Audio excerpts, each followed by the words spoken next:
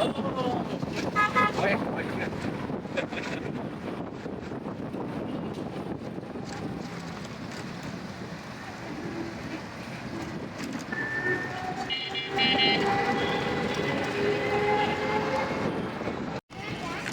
Guys, আজকে সকাল সকাল বের হয়ে পড়েছি অফিসের উদ্দেশ্যে।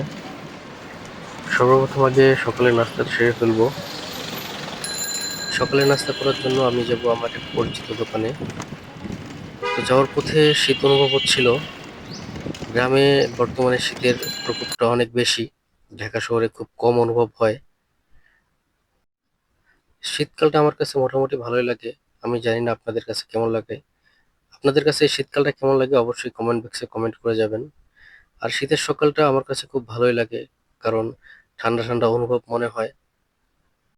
আমি সব থেকে বেশি এনজয় করি এই শীতকালে রিক্সায় করে ঘোরাটা, কারণ এই রিক্সায় করে ঘোরাটা আমার কাছে অনেক বেশি ভালো লাগে, যেটা আমি আপনাদের বলে বোঝাতে পারবো না।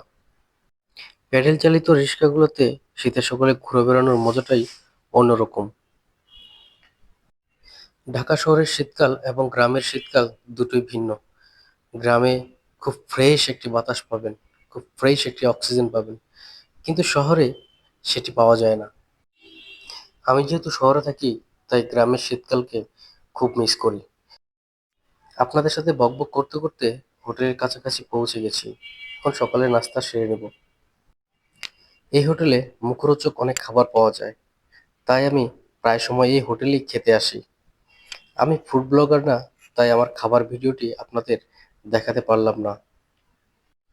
এই খাবার হোটেলটি কোথায়, এটি আমি অন্য কোনো ভিডিওতে আপনাদের বলে দিব।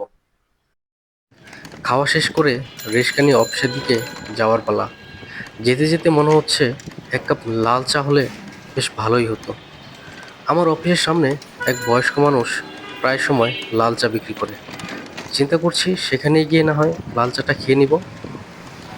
আমার এই ভিডিওটি আপনাদের যদি ভালো লাগে তাহলে অবশ্যই লাইক, কমেন্ট এবং শেয়ার দিয়ে পাশে থাকবেন। আপনারা পাশে থাকলে আমি আরো উৎসাহ পাবো। প্রতিদিনের ন্যায় সেই আঙ্কেলটি আজও চা বিক্রি করতে চলে এসেছে। আমি তার কাছে গিয়ে বললাম, আঙ্কেল আমাকে এক কাপ লাল চা দিন। আঙ্কেলটি অনেক নরম মনের মানুষ, তার ব্যবহারও অনেক ভালো। তার কাছে আমি যতবারই চা খেতে এসেছি, সে আমাকে অনেক খুশি হয়ে চা খেতে দেয়। তার লাল চাটি খেতেও অসাধারণ। আমি প্রায় সময় তার কাছ থেকে এই লাল চা খেয়ে থাকি।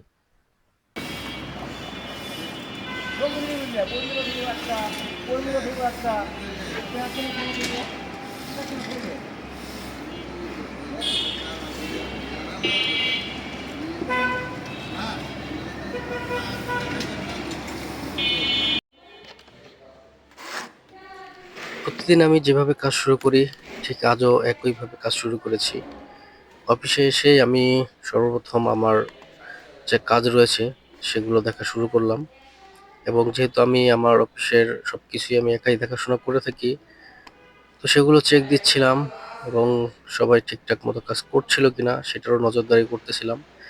এমন সময় আমাদের খালা, সে আমার জন্য গরম গরম এক কাপ চা নিয়ে এসেছে। আমি তাকে বললাম যে আমি মাত্রই চা খেয়েছি, আমি এখন আর চা খেতে পারবো না।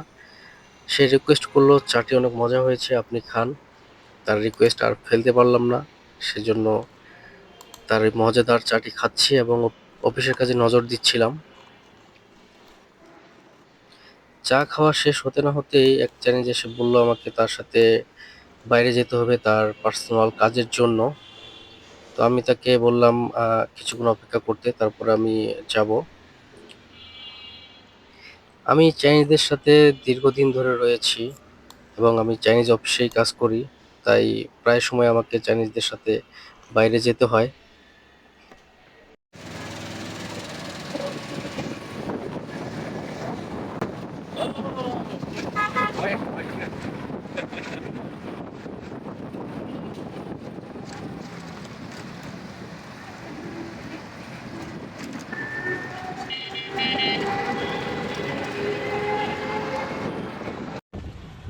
在孟加拉打卡，铁子们，Namaste。向右转，向右转。 Assalamualaikum. Assalamualaikum. Namaste, Hindu. Hindu, yeah. Yeah. Asa. Assalamu alaikum。Assalamu alaikum。Assalamu alaikum。相当于行驶你好的意200米思。后向左转。啊，nice，坐的是这个人力三轮车。Assalamu alaikum。Assalamu alaikum。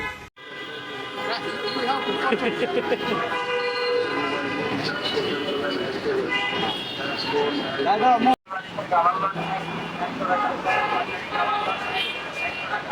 哎，nice。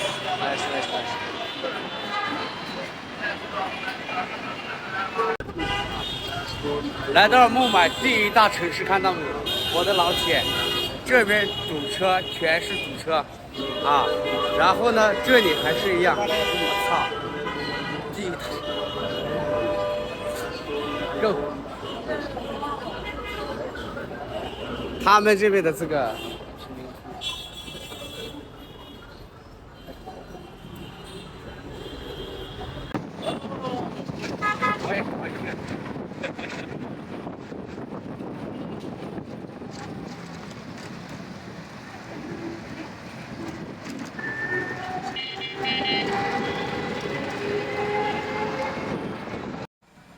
ওই চাইনিজকে বাসায় রেখে আমি আবার অন্য চাইনিজদের নিয়ে বের হয়েছি।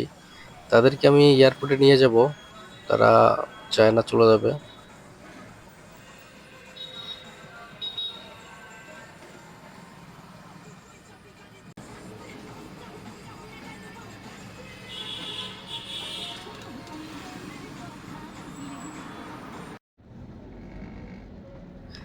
এয়ারপোর্টের এই রাস্তাটা প্রায় সময় অনেক জ্যাম থাকে, তবে আজকে অনেকটাই ফাঁকা।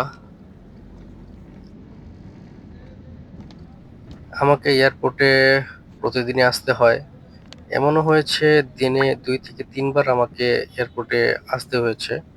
আমি যেহেতু চাইনিজদের সাথে থাকি, তাই আমাকে প্রায় সময় তাদেরকে নিয়ে এয়ারপোর্টে আসতে হয়। অনেকে চায়না থেকে বাংলাদেশে আসে, তাদেরকে রিসিভ করতে হয়, আবার যারা চায়না চলে যায় তাদেরকে আবার এয়ারপোর্টে দিয়ে আসতে হয়। তাই প্রায় সময় আমি এয়ারপোর্টে যাতায়াত করে থাকি।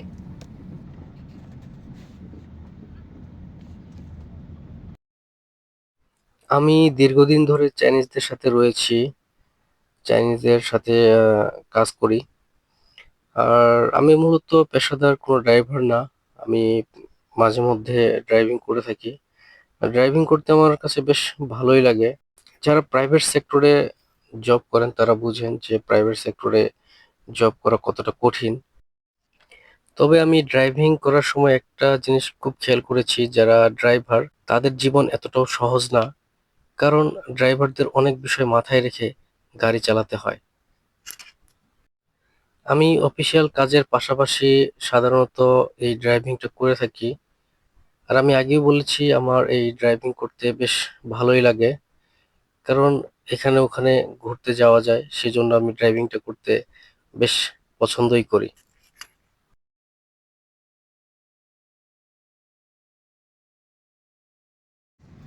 আমি এয়ারপোর্টে এসে প্রায় সময় একটা জিনিস খেয়াল করে থাকি, যারা বিদেশে চলে যায় তাদেরকে শেষ বিদায় জানানোর জন্য বাবা মা, স্ত্রী, সন্তান এসে শেষ বিদায় জানায়। যারা নিজের পরিবারের সুখের জন্য বিদেশে পাড়ি জমাচ্ছেন তাদের জন্য শুভকামনা। আপনারা বিদেশে গিয়ে ভালো থাকুন, সুস্থ থাকুন। কথায় কথায় অনেক কথাই বলে ফেললাম। যাই হোক, এয়ারপোর্ট থেকে বের হওয়ার সময় এই রাস্তাটি আমার কাছে বেশ ভালো লাগে। আপনাদের কি এই রাস্তাটি ভালো লাগে কিনা আমাকে অবশ্যই কমেন্টে জানাতে পারেন।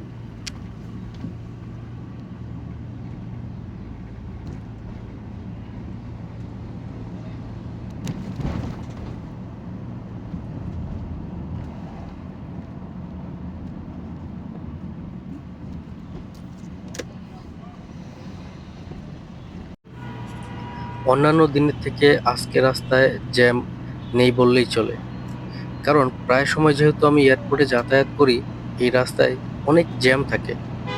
জ্যাম থাকলে গাড়ি চালানোটা কষ্টসাধ্য হয়ে ওঠে, কিন্তু আজকে জ্যাম নেই বললেই চলে, পুরো রাস্তাটাই ফাঁকা।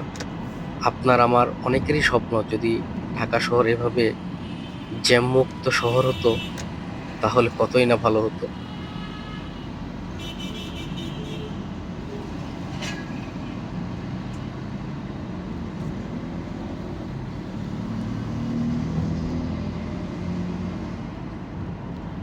গাড়িটি আমি অফিসে পার্কিং করে দুপুরের খাবার খেয়ে আমি আবার অফিসে এসেছি। শরীরটি অনেক ক্লান্ত, এখন একটু বিশ্রাম নেওয়া প্রয়োজন। পরিশেষে আপনাদের বলতে চাই, আমার এই ভিডিওটি যদি আপনাদের কাছে ভালো লেগে থাকে তাহলে অবশ্যই লাইক, কমেন্ট, শেয়ার করে আমার পাশে থাকবেন, আমাকে উৎসাহ করবেন যেন আপনাদের নতুন নতুন ভিডিও দিতে পারি। ধন্যবাদ।